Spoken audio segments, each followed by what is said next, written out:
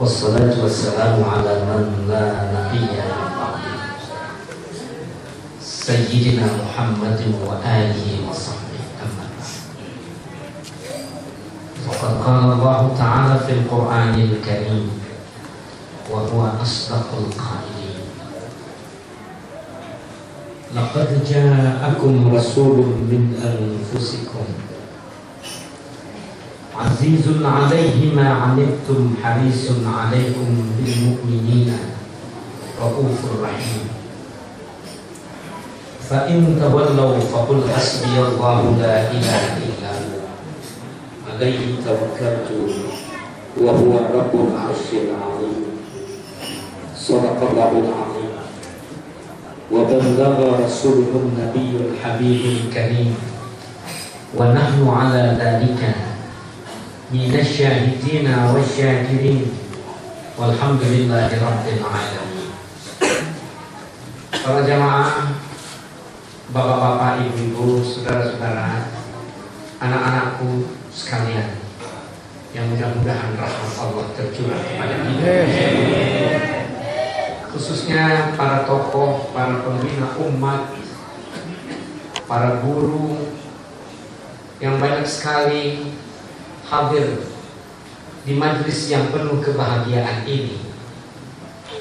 Khusus Al-Akh Fillah Al-Ustaz Kiai Haji Abdus Sabur bin Kiai Haji Ahmad Khatib yang baru saja menyampaikan ceramahnya. Para masyaikh lain yang saya minta maaf tidak saya sebutkan namanya satu persatu. Matta'anallahu bituli hayatihim wa nafa'anallahu bihim. Saya merasa berbahagia sekali bahwa Allah masih memperkenankan saya untuk memenuhi undangan ceramah ke tempat ini, yang dengan penuh kesungguhan panitia menghubungi saya. Menurut mereka dari tahun kemarin Ustaz, aneh jagain nyeplos juga, kena ketangkep.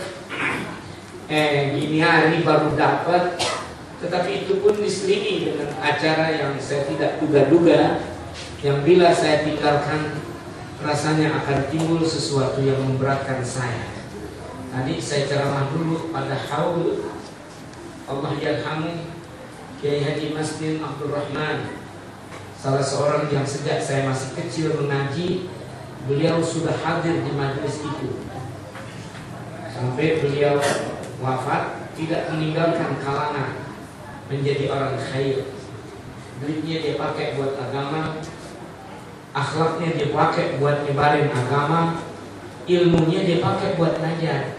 Saya nggak merasa enak gitu bila undangan untuk haul beliau itu saya tolak, karenanya saya bagi dua.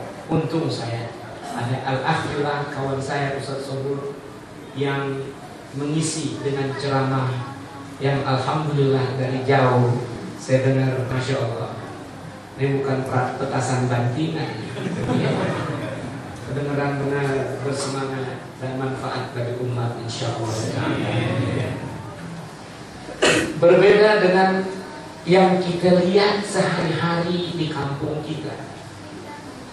Banyak orang yang tampil dengan lagak seakan-akan dia yang paling benar, pada saat seakan-akan ingin mencemoohkan tradisi yang dibangun oleh umat Islam guna mengingat apa yang wajib diteladani dari pribadi Rasulullah. Bukan di Indonesia doang, pokoknya asal jangan ke Saudi Arabia. Ente datang ke Malaysia, Malaysia Maulid itu semarak. Ente datang ke Singapura, biar banyakkan Cina lagi orang Islam, banyakkan Hindu Buddha daripada umat Islam yang cuma 300.000 di Singapura. Cinanya mendekati 3,5 juta. Kita ini cuma 300 ribuan.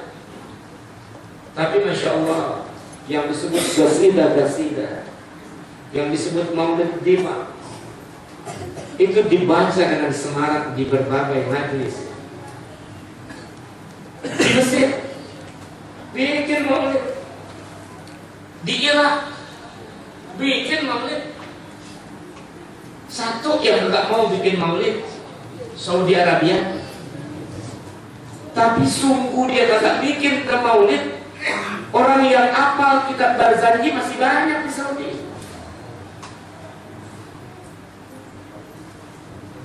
Ulama-ulama yang tetap ngumpet-ngumpet menjalani tradisi ini agak habis di Saudi. Bahkan belakangan saya mendengar seorang kaya raya, bekas menteri perminyakan OPEC, Muhammad Zaki Yamani, menyediakan bis-bis di Jeddah untuk bikin maulid di rumahnya. Nggak begitu jelas sama saya rumahnya itu ada di sebelah mana. Tapi waktu saya ada di Mekah, saya dengar berita dia menyediakan bis sampai ke Jeddah, mengangkut orang-orang yang mau baca maulid di rumahnya. Kan kontroversial. Tapi di Indonesia dilepasin orang-orang yang sengaja-ngajak gitu. Kerjaannya hanya menutup kegiatan maulidin Nabi SAW yang diperingati orang di berbagai tempat. Yang jadi pertanyaan, yang di sini ditutup, yang di negeri ini sendiri pada baca maulid ini nggak bisa tutup loh. Di Saudi dulu seorang alim besar, guru besarnya pesantren Tebu Ireng, Kiai Muhammad Idris, seorang sufi yang salih dan zahir karomahnya. Dia bernadar menghatamkan kitab Al-Um karangan Imam Syafi'i yang begitu tebal. Kitab Al-Um dikhatamin ada 8 jilid. Kalau digabung-gabung 4 jilid tebal-tebal. Dia khatamin tuh dari awal sampai akhir di depan makom Imam Syafi'i. Dari Jawa dia pergi ke Mesir spesial buat ngatamin kitab Al-Um Imam Syafi'i. Pulangnya dia mungkin di Mekah. Dia yang baca maulid salat malam Jumat di Jabal Abi Qubais. Zaman yang duluan. Sampai satu syekh namanya Mahmud Thohir Betawi pernah nanya kepada saya. Haji saya yang pertama mukimnya di rumah Syekh Mahmud Thohir Betawi.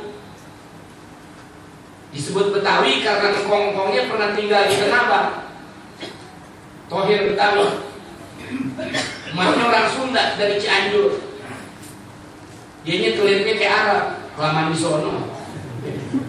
Allah, dia tanya, ente tahu nggak? A'lamun nasi bil falak hadal yaum. Siapa orang paling paham tentang ilmu falak di dunia sekarang ini? Bilang siapa, mana dia tahu orang paling ahli falak. Sebut di Mesir salah, sebut di ini salah, sebut di itu salah. Enggak taunya a'lamun nasi bil falaki fi hadzal zamani Kiai Idris alladzi jaa min Tebu Ireng ila Makkah. Guru saya Kiai Muhammad Idris. Itu mantunya Kiai Hasyim Asy'ari. Adiknya Kiai Hasyim Asy'ari, apa nama dia? Ini alamah nih. Dia baca rawi kedengeran dari luar. Tapi itu askar kalau mau muda ingin nangkep, dengar suaranya nggak ketemu pintunya. Sampai dia meninggal, kemauan nggak bisa ditutup. Bagaimana nutupnya? Pintu jabatan gede-gede, dia bukan kayak pintu kita. Paling pintunya dia kayak pohon, gede banget kan? Tapi sahabat dia cari kagak ketemu. Biiznillah. Artinya qiraat maulid bukan pekerjaan yang tidak diridhai oleh Allah Subhanahu wa taala. Sampai di tempat dia dilarang. Maulid Barzanji masih bisa berkumandang. Saya tidak ingin menceritakan hal yang seperti ini dalam 2-3 cerita, karena banyak kejadian-kejadian seperti ini. Tapi coba tolong diperhatikan gitu. Kira-kira kalau maulid ini tutup di Indonesia, nggak lagi yang baca, apa jadinya? Pengenalan umat terhadap junjungan kita baginda Rasulullah SAW. Dia bakal tahu gak? Nabi Muhammad jangan kata manusia, yang punya pikiran, yang punya akhlak, yang punya pribadi, bisa mencinta, bisa membenci. Ya, jangan kata manusia. Kalau dalam urusan cinta kepada Nabi, Allahu Akbar, justru manusia yang ketinggalan sama segala makhluk. Waktu Rasulullah SAW baru-baru datang ke Madinah, berangkat dari Mekah, berhijrah, tempat umat Islam masih belum ketahuan. Di mana dia ngesrot, di situ dia berdiam. Samping Masjid Nabawi itu samping-sampingnya penuh tempat nyender sahabat, namanya Suffah. Jadi kalau nanti kita pergi haji lagi atau yang akan pergi, ya lihat tuh di belakang makam Rasulullah, ibarat katanya di depan podiumnya makam Nabi, ini di belakangnya dipagerin pakai stainless. Haji pada melihat gitu ya, yang pakai stainless ke ruangan, karena pada suka baca Quran di situ. Itu namanya Suffah. Ruang yang dulunya ditempati oleh sahabat-sahabat yang tidak punya rumah. Sampai sekarang orang banyak baca Quran di situ. Jadi kuburan Rasulullah di sebelah depan, dia ada di sebelah belakang. Yang menghuni di situ disebut Ahlus Suffah. Tempat belum tentu. Di suatu saat Rasulullah sholat 2 rakaat di jalanan di Madinah. Panasnya Madinah gak ketulungan, Pak. Saya zaman masjid yang duluan itu ya, belum ada payung banyak yang sekarang. Sekarang kan payungnya banyak banget tuh. Bukan di dalam doang itu. Payung yang dari fiberglass yang diatur pakai komputer, sekarang di samping kirinya sebegitu luas, semuanya dipayungi. Silakan Bapak pergi lagi biar bisa sembahyang dipayungin di luar Masjid Nabawi. Itu waktu matahari jatuhnya langsung ke hamba di tengah-tengah Masjid Nabawi.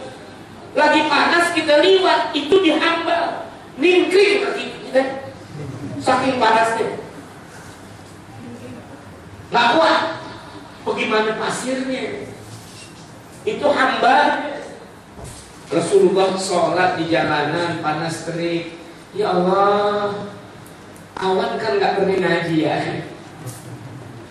Memang awan pernah datang ke majelis taklim.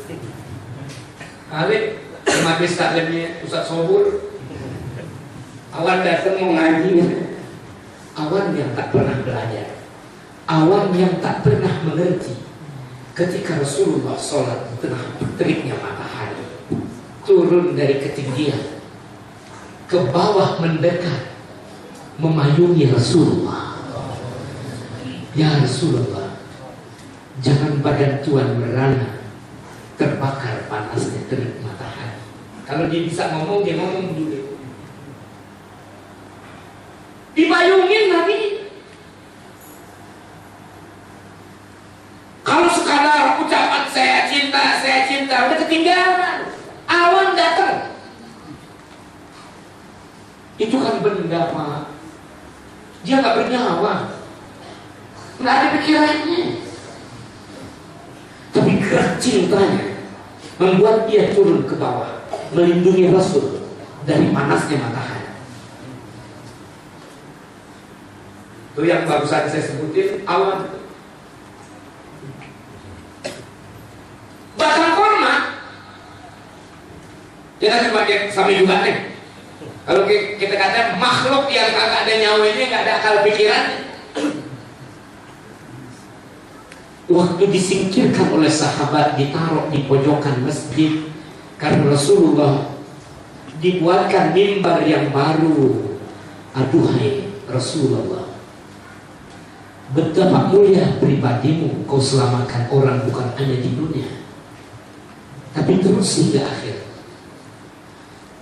Namun betapa terenyuhnya hati kami saat melihat baginda berkhutbah di atas batang korma yang cuma dipenggal, dicowak sedikit buat tangkringan kaki. Ya, batang korma dipenggal, Nabi duduk di atasnya, ada tangkringan kakinya dikit. Orang dulu kan belum ada amplas. Memang udah ada amplas tuh waktu. Licinnya tuh batang korma ditungguin. Kayak apa tajamnya tuh jarum? Cuman digergaji doang. Ya Rabb, Masya Allah, kasar tempatnya, keras bahannya batang korma. Tapi berhari, berminggu, berbulan Rasulullah duduk di situ, nyampein amanat, nyelamatin umat. Kayak apa sedihnya sahabat? Ya Rasulullah, biarkan kami menggantinya dengan mimbar yang baru. Begitu dibikinin mimbar yang baru, yang lama ya ditaruhlah di pojokan. Tapi sahabat Rasulullah keluar menuju mimbarnya yang baru, batang korma nangis. Kalau kata orang pisangan, lu gerung ke batang korma. Bukan sekadar nangis terpisah-pisah, ngegerung. Sampai di dalam Kitabul Bukhari, urusan nangis merintihnya si batang korma itu ada pasal khususnya. Dalam pasal itu disebutkan babu aminin nakhla, bab yang menerangkan tentang rintihan si batang korma. Jadi hadisnya sahih. Jadi kalau Nabi keluar dari rumah, ngegerung ke batang korma, saking sedihnya dia nangis. Orang yang dengar banyak yang ikut nangis. Tadi awan, nggak ada akalnya. Ini batang tumbuh-tumbuhan masih pakai nangis ditinggalin Rasulullah. Saking apa nih? Saking cinta. Nabi lagi dikerumuni sahabat, menjelaskan yang perlu dijelaskan, menerangkan hidup ini akhirnya di mana. Kalau udah begini, ketika dia sudah berakhir, jangan dibilang bahwa hidup itu berhenti demikian saja. Tulang belulang cukup hancur menjadi tanah, mati abadi tanpa diulang kembali, nggak dihidupin lagi. Bukan begitu, ceritanya masih panjang. Tanggung jawab yang namanya utang kalau belum selesai, apa Nabi kagak mau nyembayarin orang yang ada utangnya? Apa sebab? Istighfar buat bayar utang kagak ada nih. Kalau bayar utang pakai istighfarin selesai, nah enak dong tukang utang. Sampai waktu melintas beberapa sahabat menggotong jenazah, meminta Rasulullah menyembayangkan mengimami sholat jenazah bagi jenazah yang diusung itu, Nabi bertanya, hal alaihi dain, apakah dia menanggung hutang? Ada ya Rasulullah.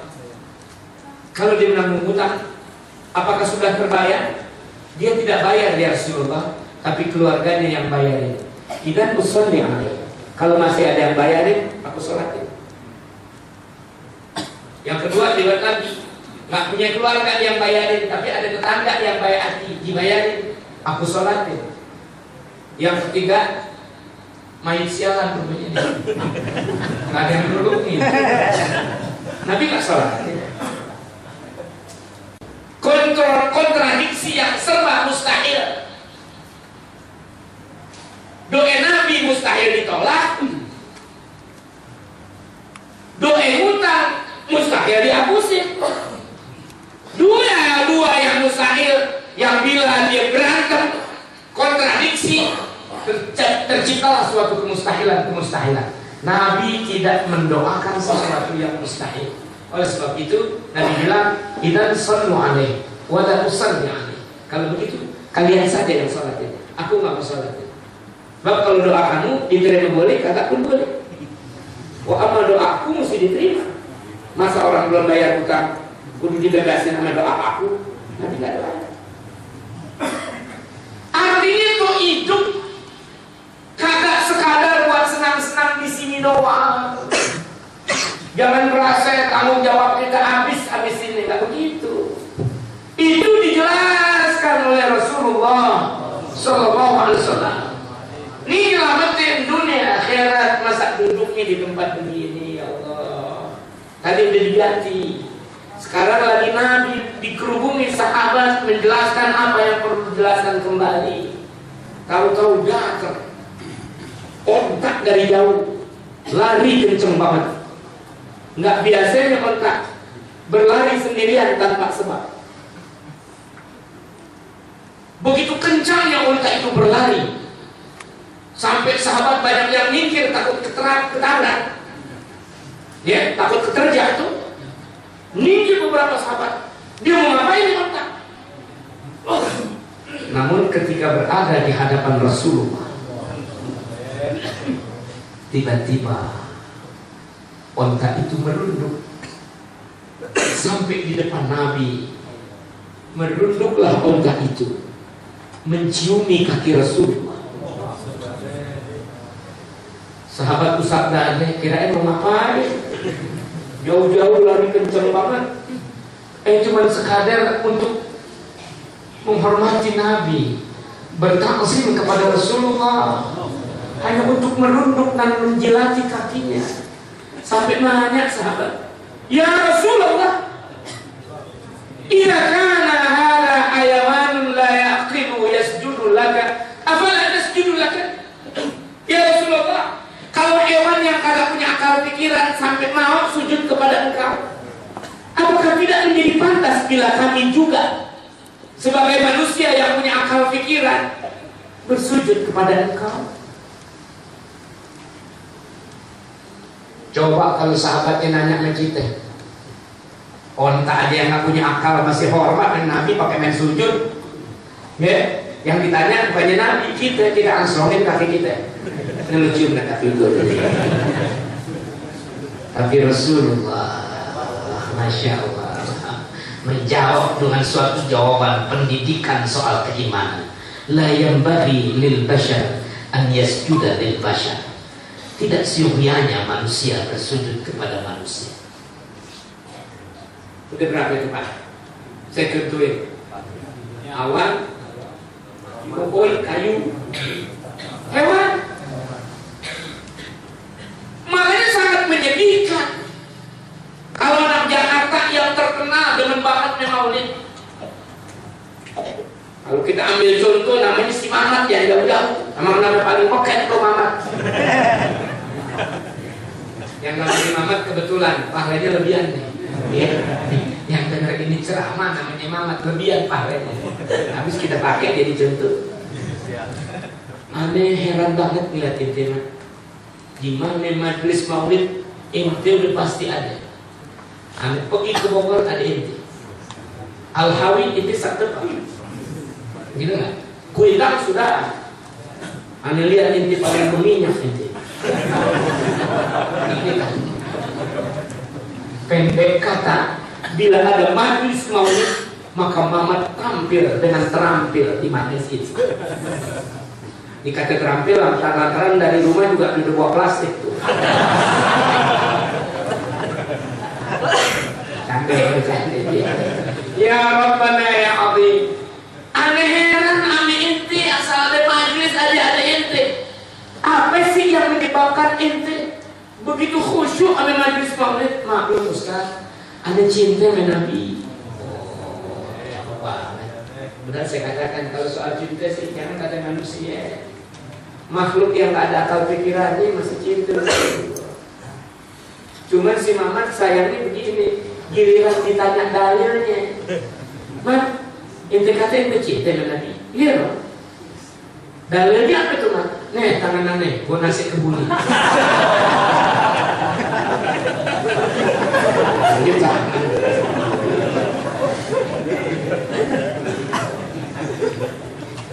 Apakah saat ini cinta semacam itu yang diperlukan?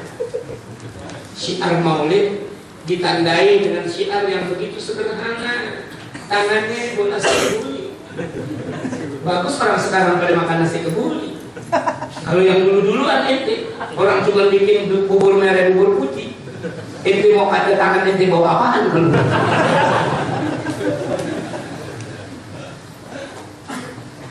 Saya baru pulang nih dari Iran.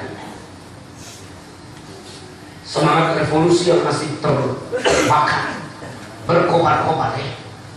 Saya bukan undangan swasta nih, undangan lembaga formal yang dibentuk oleh ulama-ulama nasional mereka.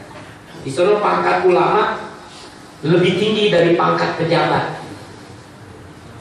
Ulama gajinya lebih besar daripada pejabat-pejabat negara. Mahmud Ahmadinejad itu duduk di bawah pada saat ulama berbicara. Ulama boleh tunjuk kepalanya Ahmadinejad sebagai presiden. Duit yang digenggam oleh ulama di Iran saat ini jauh lebih banyak daripada duit yang diatur oleh negara. Makanya waktu Syah Iran berhasil dikeluarkan dari Iran oleh Khomeini, Al-Imam Khomeini, ya, Syah Iran sampai berkata begini, aku bayar engkau sekian triliun, kalau duitnya rupiah nih, asal kau jangan datang ke sini, ke negeri ini. Kata Khomeini, aku bayar kau 2 kali lipat dari itu, asal kau jangan balik ke sini. Diam Syah Iran, banyakkan dia duitnya. Otoritas keulamaan sangat nyata di sana. Tapi dia juga nggak ninggalin maulid. Cuman bedanya maulid kita 12 Rabiul Awal, maulid dia 17 Rabiul Awal. Tapi dia mau tuh gabungin, mendamaikan pandangan ahli sunnah wal jamaah kita nih orang Indonesia dengan pandangan dia yang maulidnya 17 Rabiul Awal. Jadi minggu yang berjarak antara tanggal 12 sampai tanggal 17 itu dijadikan event penting. Saya ikut keundang mewakili bangsa Indonesia ke sono. Cuman yang datang cuma 3. Yang diundang sekitar 5 sampai 6 orang. Tapi yang sempat datang cuma 3. Saifuddin Amsir, anak Kalimalang. Kalau dulu saya nggak sih. Saifuddin Amsir. Satu lagi Dekan Fakultas Syariah Profesor Dr. Amin Suma, kawan saya. Satu lagi seorang doktor dari IAIN Bandung.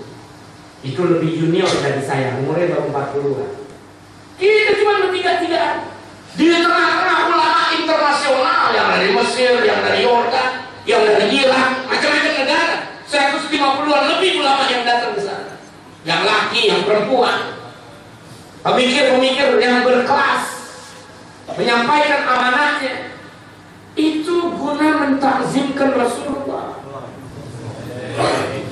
Ini hari kalau tidak dimunculkan, Islam nyaris tenggelam dari pelataran bumi. Sebab yang fitnah di mana negeri Allahu Akbar.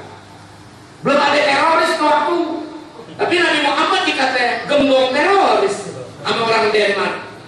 Dia gambarnya dia pakai bawa brand. Emang zaman dulu udah ada tuh brand. Lihat tuh fanatik ini kurang aja. Qurannya dia lemparin, dimasukin ke WC.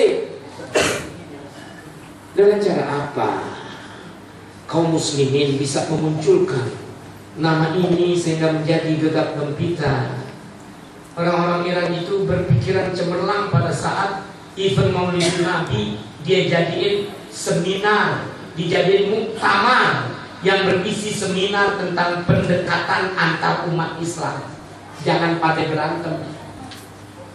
Tapi di Jakarta saya lihatin, di Bogor, di Bekasi, di mana-mana ada aja orang yang kerjaannya ngajakin berantem.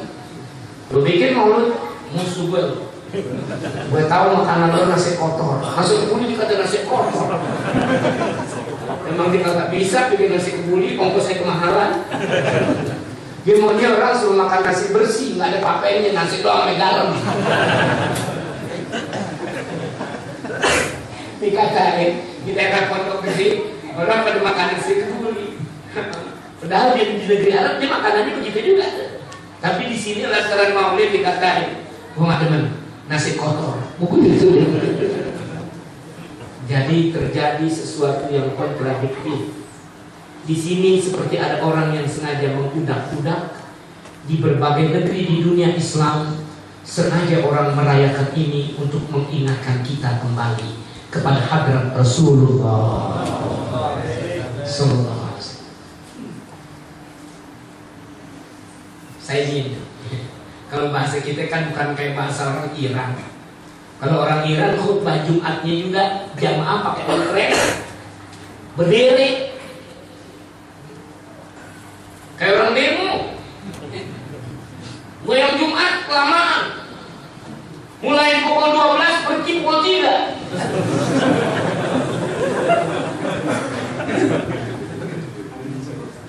Cuma ada berjumat seperti yang ada dalam fikih kita Ahlussunnah, nggak dibaca di sana.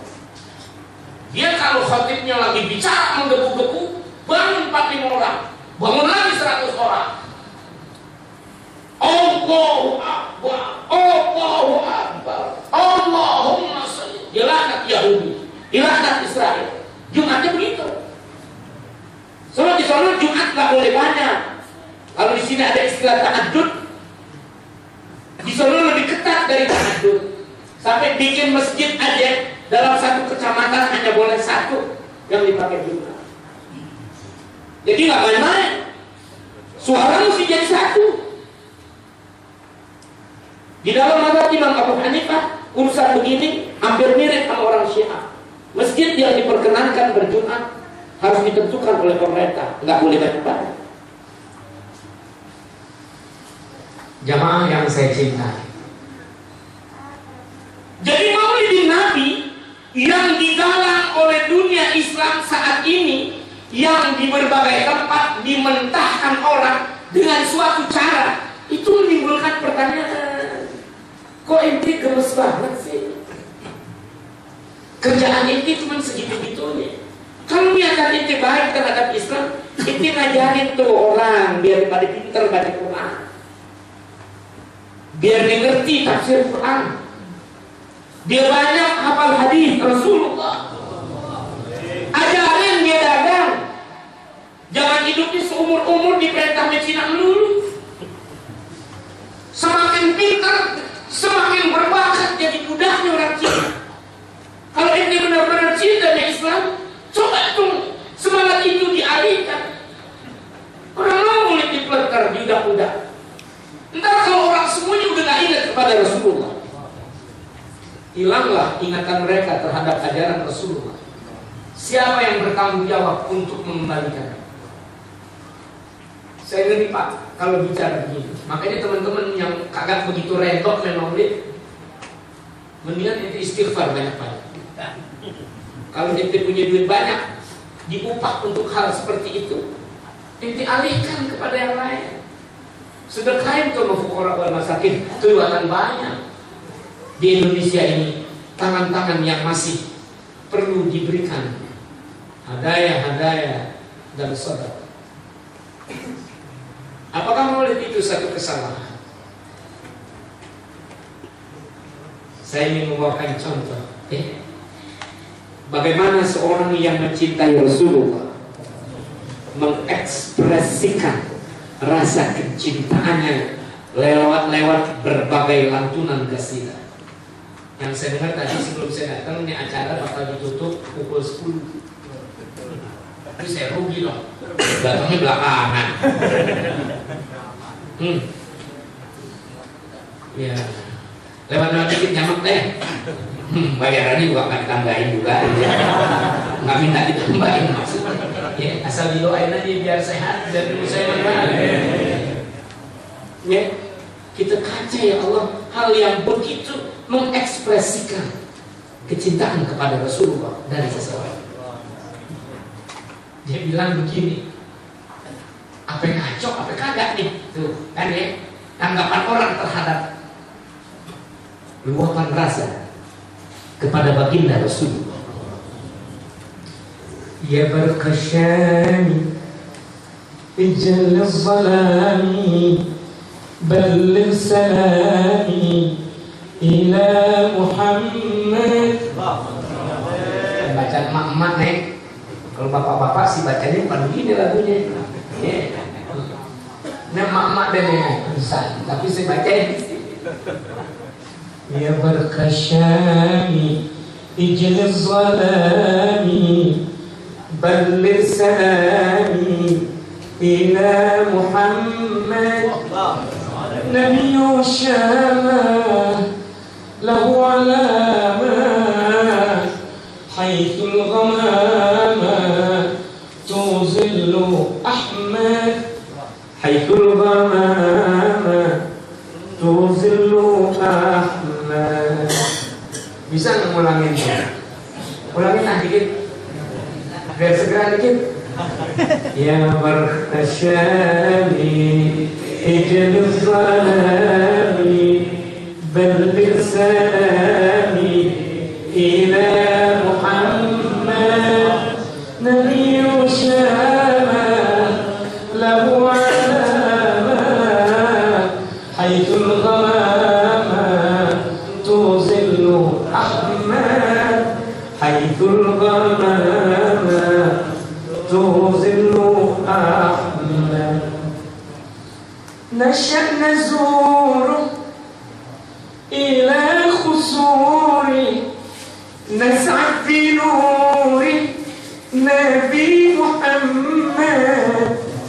نبي ومختل يشفع لنا المال.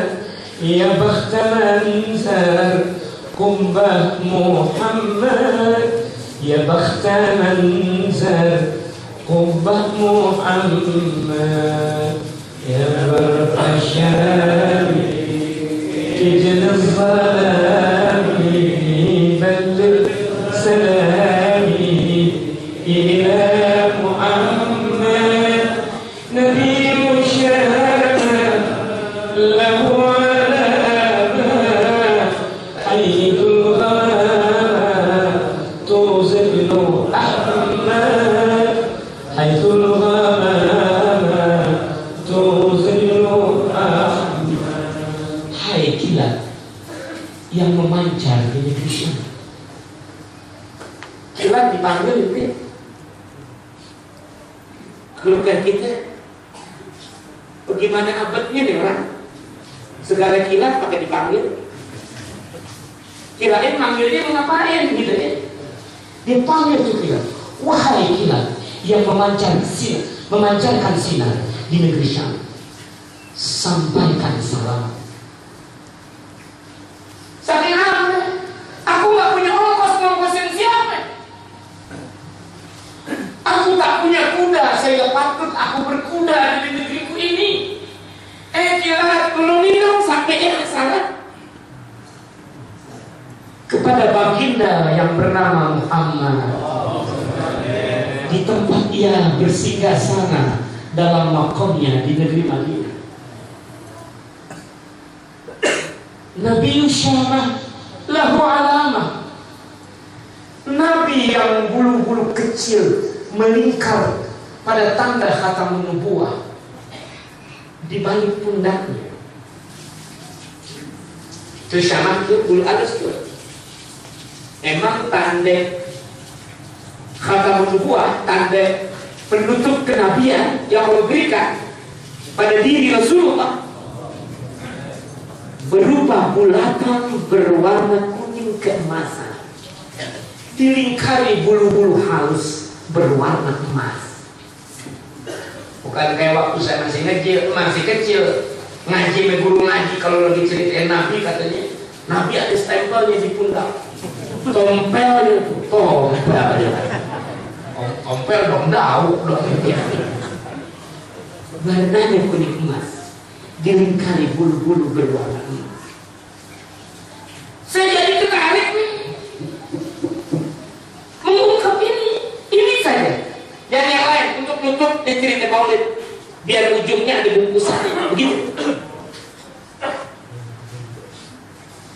Haitsul ghamamah tuzillu Ahmad, di mana awan tebal pun mau menaungi dia. Nasya'na zuruh, kami sangat berhasrat untuk menziarahi. Mudah-mudahan yang bakal pergi haji Allah tentuin ziarah nanti di makam Rasul. Ila khusuri, kepada mahligai di makamnya. Nas'ab bi nuri Nabi Muhammad, kami akan merasa bahagia dengan cahaya junjungan Nabi Muhammad. Nabi wa mukhtar, Nabi yang dipilih. Yashfa' minan nar, yang menolong umat dari api neraka. Ya bakhta manzal, aduhai beruntungnya orang yang pernah berziarah kubah Muhammad. Itu kan yang pertama kali nungguin sampai bertahun-tahun, sampai kangennya, rindunya kepada junjungan kita, tidak terobati oleh tegukan air, tidak terbuang oleh makanan yang mengenyangkan. Hadiahkan dia makanan yang enak-enak. Kangennya Nabi gak hilang-hilang. Nabinya belum datang. Itu justru pendeta Nasrani, namanya Bahiro, yang ada di negeri Syam. Saya datang ke negeri Syam, saya mau tanya Bahiro di mana? Itu di suatu tempat namanya Busra. Di situ dia menunggu orang-orang Arab untuk melihat sudah tibakah Nabi akhir zaman itu. Itu dia nungguinnya pakai langit dan tanah. Asal lihat tadi sekali, asal ketemu aja sekali. Jangan cuma baca di Taurat, di Injil lagi, baca ayat, ayat begitu jelas, namun mana orangnya? Tuh lihat tuh. Orang dulu saking pengennya ketemu sampai begitu. Orang sekarang dibilangin diselawatin, dia lari dia tinggalin. Cuma terlibat oleh waktu, jadi saya tidak bisa menggelar ini sampai pada format yang pas.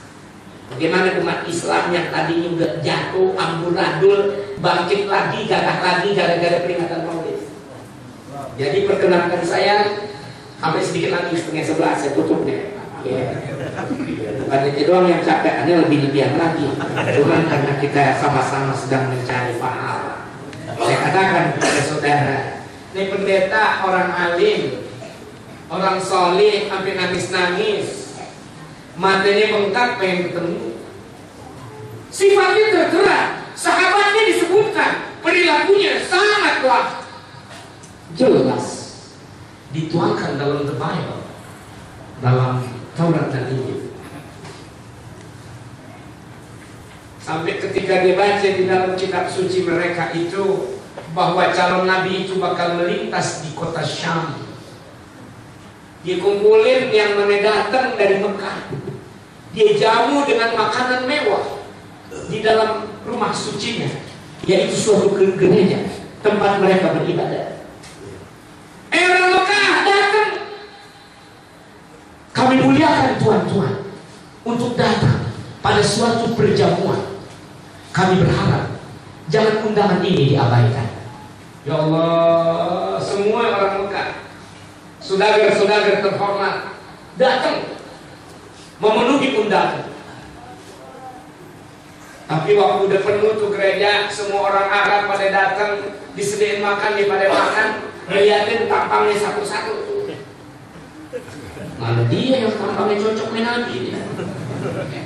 Kok buruk semua ini? Mungkin pada begini. Romannya nggak pantas lah begini jadi Nabi. Itu sih omongan saya. Bukan dia, cuman dia kecewa gitu kok tampangnya begini semua. Dia yakin kagak ada yang jadi calon nabi. Sampai pendeta itu berkata dengan memelas, Tuhan, saya akan mengundang dengan kesungguhan. Namun mengapa ada yang tidak datang?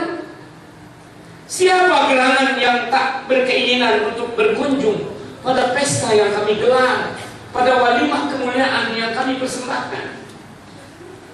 Aduhai, betapa kecewanya saya bila ada orang Mekah yang tak sudi menerima undangan saya. Kata Abu Talib, pamannya Rasulullah, Tuan Pendeta Bahira yang terhormat, tidak ada orang Mekah yang berani menolak undangan Tuan. Semua orang dewasa hadir di sini. Bila mana ada yang tak hadir, dia hanya seorang bocah kecil. Kemenakan saya yang belum lagi pantas hadir di majlis orang-orang mulia. Bocah, nggak berapa cakep kalau ikut-ikut di majlis orang-orang tua. Zaman itu tuh adat masih dipakai tangan. Saya tak peduli tua atau muda. Saya ingin yang datang dari Mekah hadir pada undangan saya.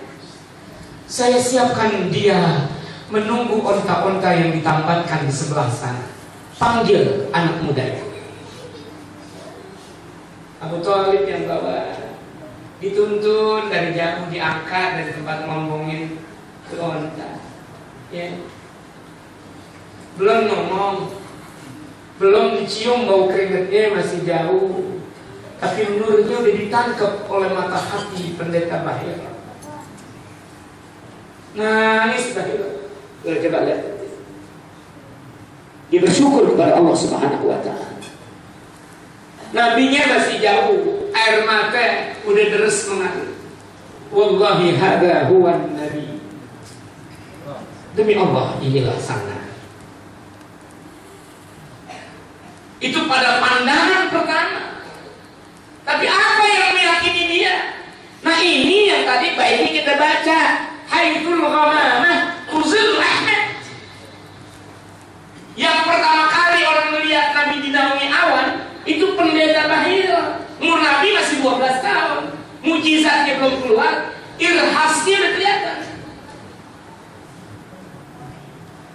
Jadi bertambah girang dan yakinnya pada saat Nabi yang berjalan, pada langkahnya yang tetap, tiba-tiba dia melihat awan mengikuti Rasulullah. Waktu di dekat Nabi, dibawa ke dalam, tuh awan berhenti depan gereja. Ini kalau mau lebih jelas lagi, ambil keterangan aneh, itu baca kitab namanya Al-Majalisus Saniyah.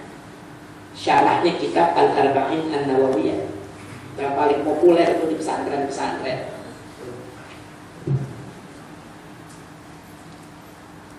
Awan ikutin di depan pintu, orangnya masuk pakai main berhenti.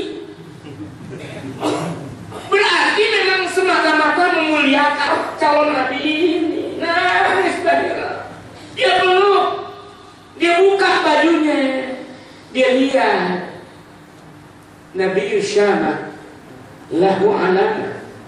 Dia lihat tuh bulu-bulu halus yang melingkari tanda kenabian itu. Ya Allah, dia ciumi bertanda. Dia girang bersyukur kepada Allah. Dia pesan kepada Abu Talib, lindungi anakmu ini, kemenakanmu ini, bawa dia, sembunyikan sebagus-bagusnya. Dia diintai oleh mata-mata jahat dari Nasrani dan Yahudi. Jadi yang tungguin. Kenapa udah jadi nabi, udah banyak pengikutnya, udah jadi penyelamat dunia akhirat, satu-satunya hamba Allah yang boleh sujud di bawah arsy nanti di padang mahsyar. Itu baca hadisnya, itu ngaji ulama. Kita dengar bila tidak Nabi Muhammad yang diperkenankan pertama kali, Nabi mana yang bisa nolongin umat? Udah kita tahu, kita tinggal aja. Padahal orang Yahudi, orang Nasrani yang berpesan lindungi dia, dia dicari oleh Yahudi dan Nasrani. Sekarang yang jadi Yahudi kita juga, yang jadi Nasrani kita juga. Nasrani benerannya masih punya perhatian. Jamaah, saya merasakan sampai di sini keterangan yang saya merasa harus saya lanjutkan. Ya, mudah-mudahan segini ada manfaatnya. Bergabung dengan ceramahnya Kiai Abu Sabur tadi, semua akan lebih bermanfaat insyaallah. Atas kelebihan saya mohon maaf. Atas seluruh perhatian saya ucapkan terima kasih banyak. Alhamdulillah wa iyyakum ajma'in. Assalamualaikum warahmatullahi wabarakatuh.